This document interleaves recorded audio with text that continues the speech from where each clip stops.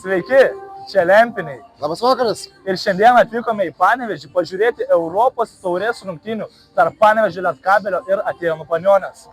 Na, pažiūrėsime, kaip panevėžiečiai palaiko savo mylimą miesto komandą, kaip jie elgis tribūnos ir kokia yra ši arena. Ir šis žmogus nėra buvęs Kalnapilio arenoje, bet žiūrėdavo Lietkabelio rungtynes. Ir kaip tu gali palaikyti komandą be jokios atributikos? Važiuojame ir nupirksime jam atributiką. Eime. Sveiki. Tai vieną šaliką šiam žmogui nuo savim. Turim staresnę, plonesnę. Stambesnį.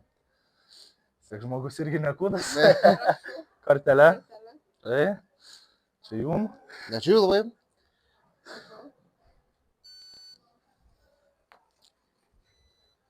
Čia ką reikia? Ne, dėkui. Ačiū labai gerai. Dėkui, su gera. Ačiū jums irgi. Jo. Sveiki, turim porą klausimų, prisistatykit visų pirma. Valentas esu. Reda. Ar esate seniai Lietkabelio aistruoliai? O, jau. X sektoriaus Lietkabelio fanai, esame nuo pat pradžių, nuo pat įkūrimo ir esame, kaip mes vadinam, širdies fanai ir taip pat esame rekordo sumanytojai. Tai va, ilgiausio Lietuvos šaliko, ta prasme, rekordo sumanytojai. Kiek laiko prireikė numegzti tokio ilgio ir tokį istorinį ir įspūdingą šaliką? Šaliką startavau megzti viena, birželio mėnesį, tai birželį jungiasi dar draugė, kita draugė, nuo Liepos jau visi ir 1650 metrų baigėme megzti rugsėjį, susukome į gražią rytą ir miestui ir mylimai komandai pristatėme rekordą ilgiausią Lietuvos šaliką. Labai faina girdėti. Turime dar vieną pašnekovą, prisistatykite. Audris. Ir turime porą klausimų, kolega. Na, paprastas klausimas, kaip Lietkabelio fanai, manau, tikrai nesunkus. Kiek tikrų gimusių Panevėžyje žaidėjų yra šiuo metu Lietkabelio sudėtyje? Reikia pagalvoti dabar.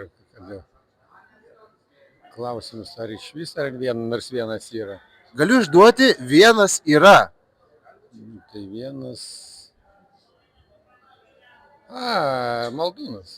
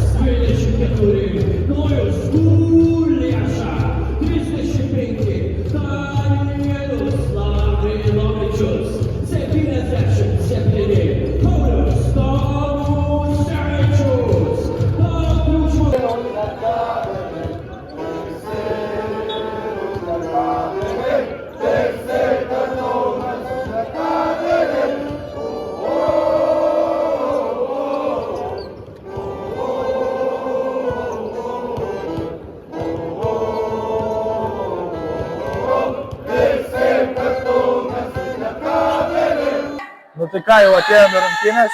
Rungtynės prasideda. Oi! 3, 2, 1 ir stabdo. Kiek turim? 2, 4. Jūs tampate nugalėtoje, jums dėkojame už gražų žaidimą. Ateikite nusifotografuoti, koks gražus jūsų šalikas.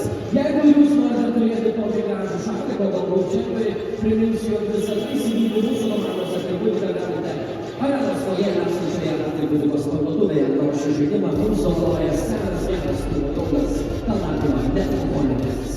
Tai kągi, po 2 kėlinių rezultatas yra pozityvus, dar pozityvesnis yra X sektoriaus bei kitų fanų palaikymas.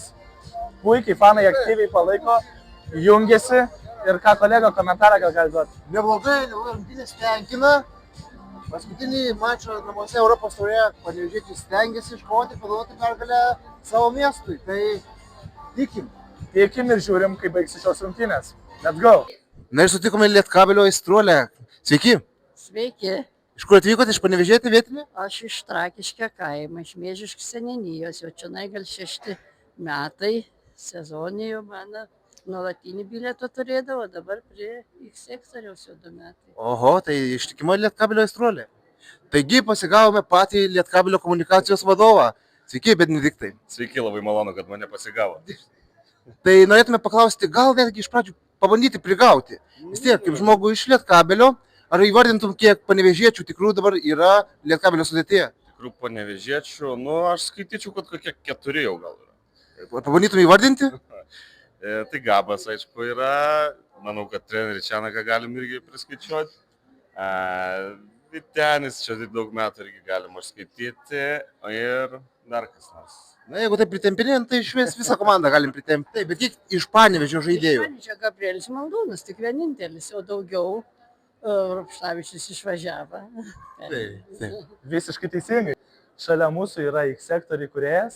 Prisistatykite. Aurimas. Kaip gimė mintis įkurti X sektorių? Taip ir gimė, kad su pavydu visą laiką žiūrėdam į kitų fanų bendruomenės, tiek Žalgirį, tiek Rytą. Ir stengiamės Panevėžį kažką tokio padaryti, bet Panevėžys mat ne Vilnius, ne Kaunas, tai kiek, man atrodo, maksimaliai galėjom, tiek ir padarėm tą palaikymą. Tai tuomet dabar mačiau, kilo naujas projektas, atsirado toks kaip Lietkabelio himnas ir ko galime tikėtis, kas mūsų laukia, pasakykim, žiūrovams. Taip, tai irgi taip pat kilo mintis žiūrint pavydžiai į visas kitas komandas, kurios turi jau savo dainas. Tai mes irgi galvojam, kad Panevėžys jau pribrendo iki to, kad komandą galėtume ir prieš varžybas užvesti, ir kažkur renginiuose, sakykime, demonstruoti savo komandą tiek mieste, kad skambėtų tiek arenai, tiek mūsų išvykos autobusas. Daina tikrai bus labai tokia su roku šiek tiek. Su roko prieskonį tokia užvedanti, tai jau labai greit Panevėžys išgirs tą naują Lietkabelio himną. Šiam projektui renkate ir paramą, ar tiesa? Taip, tai gan nemaži pinigai dėl to, kad visą tą projektą užsiėmė padaryti Deivis ir jo kolega Rafailas. Tai gan žinomi atlikėjai, kurie tikrai už ačiū nepadarys, jo labiau, kad Panevėžys neturi tokių, sakykime, didelių atlikėjų ir žvaigždžių, kuriem būtų aktualu tai padaryti. Tai čia visiškas mūsų prašymas, jie sutinka, bet įrašyti dainą, visi licencijavimai, latgai visi mokesčiai, viskas, tai ir susidaro suma nemaža, kur mes vieni tikrai nepatempiam. Tai prašom prisidėti visų miestiečių ir kurie prijaučia Lietkabelį. Yra sąskaitos numeris mūsų Facebooko profilyje ir laukiam ar eurą, ar 2, ar 10, kiek kam negaila. Tad norėtume atsidėkoti Jums už šią iniciatyvą. Šio video prašyme rasite visas nuorodas, sąskaitas, kur galite prisidėti prie X sektoriaus kūrimo naujo himno. Ačiū Jums labai. Ačiū. Gražių rungtynių. Ačiū.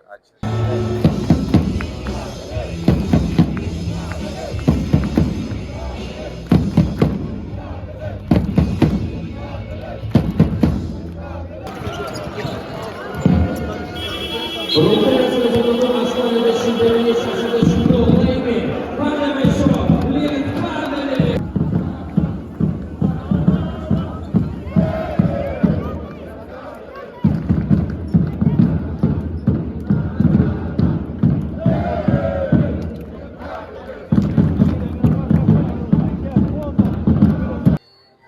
Na ką, baigėsi paskutinės Panevėžio Lietkabelio rungtynės Europos taurėje namų arenoje.